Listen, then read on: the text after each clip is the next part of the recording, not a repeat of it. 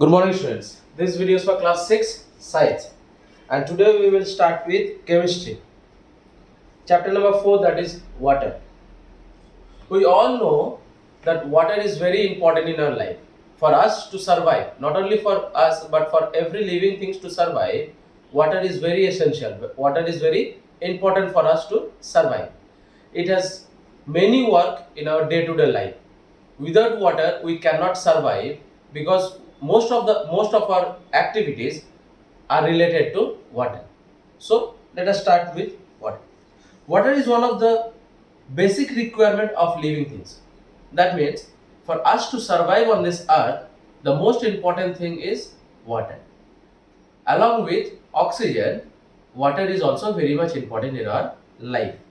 Nearly 71% of Earth's surface is covered with water. Of this, a major part, that is 97% of the water on earth, is found in seas and oceans, but it is not suitable for drinking and other uses because it has high salt content. So out of this 71% of the earth's surface, 97% water is found in seas and oceans, but it is not fit for this. The water that we find in seas and oceans, they are not fit for us to drink. Why? Because they contain a high amount of salt in it. That is why we cannot use this water for our day-to-day use. The remaining 3% of earth's water is fresh water. That means we can use it for our consumption. So 97% is salt water and the remaining 3% is fresh water, which we can use for our day-to-day life. A major part of the fresh water is frozen in glacier and polar ice cap. That means this among this 3%, of the fresh water, major parts, most of the water is frozen in the glacier, in the colder region. They are frozen there, and nearly only less than 1% of the total fresh water is available for human consumption. So the water that you can see that we are using and human consumption is actually very less. We find it that water is adequate, but no, it is very less, and this water which we use for our consumption is actually less than 1% of the fresh water. This fresh water is found below the ground or in lakes, rivers or streams. That is why water is so precious, because water is available, but the amount of fresh water is very limited, and that is why water is very precious to us. Water is very important for us. Uses of water.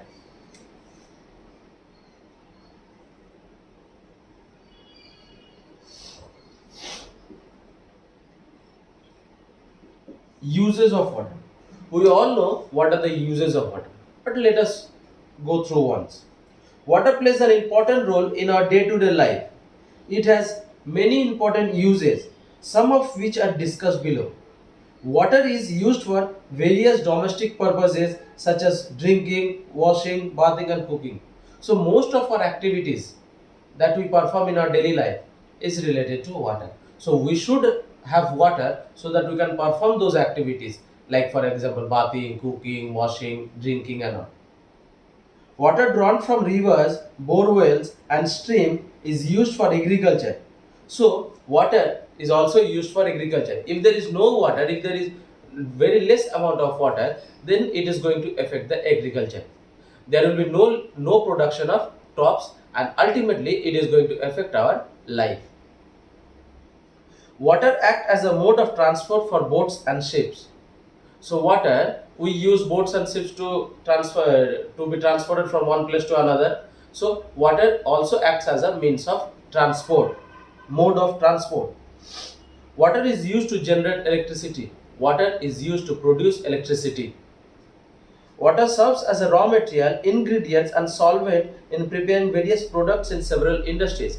So there are many industries which depend on water which take water and which make water a raw material for producing different products. So industries use water as a raw material to manufacture, to produce different products. So I hope all of you have understood. Now, sources of water. There are three main sources of the main sources of water on earth are rainwater,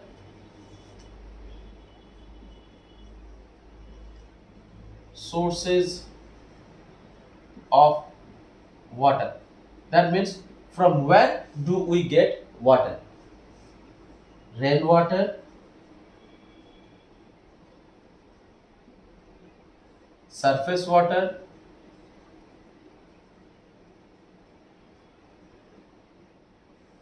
groundwater.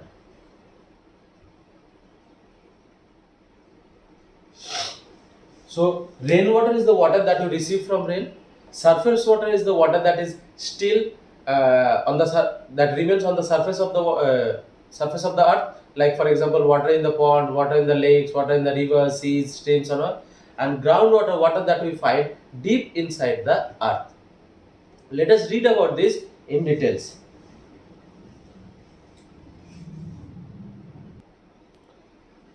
So, rainwater.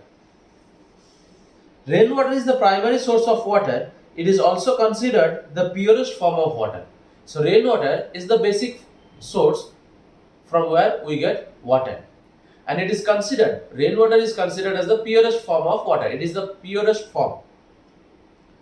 The water that evaporates from Earth's surface forms cloud. So, when due to the heat of the sun, the surface of the water that is present on the surface of the earth, they gets heated and they get evaporated in the form of cloud, in the form of water vapor, and when they go up in the sky, they form clouds. When these clouds get saturated, that means when these clouds form big clouds, form deep clouds, they come down in the form of rain. The evaporated water does not carry any salt or impurities when they change into water vapor and goes up as cloud. So when the water gets heated, when they change into water vapor, they do not carry any salt with them, they do not carry any impurities with them. As a result, rainwater is pure, but that is without any impurities. But as it falls and passes through the atmosphere, it mixes with gases like sulfur dioxide and carbon dioxide and impurities like smoke and dust particle, which makes it impure. So when water gets heated and rises up in the form of water vapor and from cloud, when they bring rain, they are very pure, they do not contain any impurities. But when they fall from the sky and reaches the earth's surface, in the way they get mixed with different kinds of harmful gases, different kinds of impurities, and they don't remain pure anymore. So when they fall on the surface of the earth, they are not pure, they contain lot of impurities with them. Next is surface water. Surface water refers to the water found on the earth's surface. As I have told you, surface water is the water that is found on the earth's surface in the form of rivers, streams, lakes, ponds, seas and oceans. Some of the rainwater that falls on land flows into low-lying areas like ponds, rivers, etc. So when rain falls in a higher areas and they flow to the low-lying areas, this flowing water is known as runoff water. The runoff water either flows into river or gets stored in lakes to form a fresh water source. In hilly region, the runoff water flows from higher areas to form rivers that flow into valleys. So in the hilly areas, when this rainwater falls, they run off, they flow and get collected in a place. So this, in the hilly areas, they flow from a higher areas to a lower areas.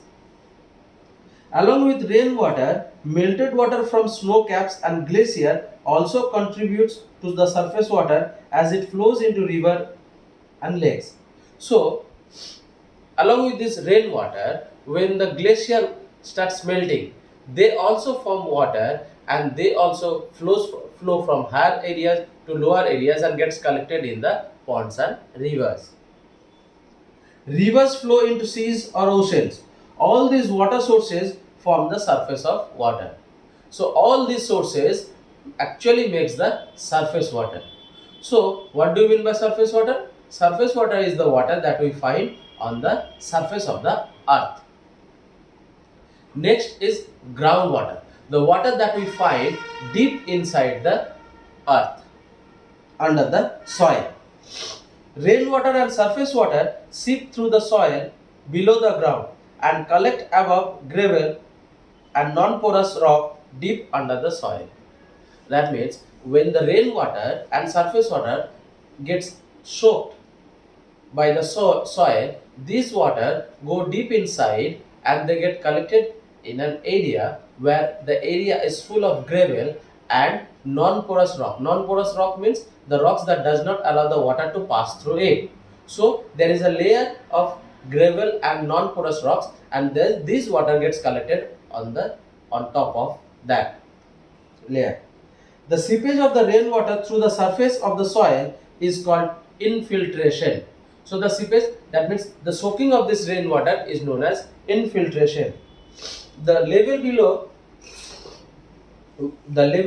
below which soil is saturated with water is called the water table. An aquifer refers to the groundwater stored between the hard rocky layer below the water table. Groundwater can be reached by digging wells. So we generally, what do? We bore wells, we use the submersible, we use wells to bring out this water that gets stored under the ground.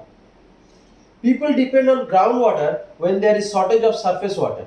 Bore wells are constructed by boring a hole in the ground until the aquifer is reached. So these bore wells, we bore in pipe so that we can pump out the water that is stored in the aquifer. So we have to bore wells, we have to put a pipe deep inside unless this pipe reaches the aquifer where the water is collected. The pressure of ground is more at the aquifer and it comes out of the surface of earth through natural opening or crevices of rock. That means cracks of the rock. Sometimes if you go to a spring, you will find water coming out of the cracks of the rock. It is actually the pressure of the groundwater that comes out of the cracks of the rock in the form of natural spring. So children, I hope you have understood the uses of water and sources of water. There are three main sources of water, that is rainwater, surface water and groundwater. So children, please put a tick mark till here, and in the next class we will start with water as the universal solvent. So for today up to this much, thank you class.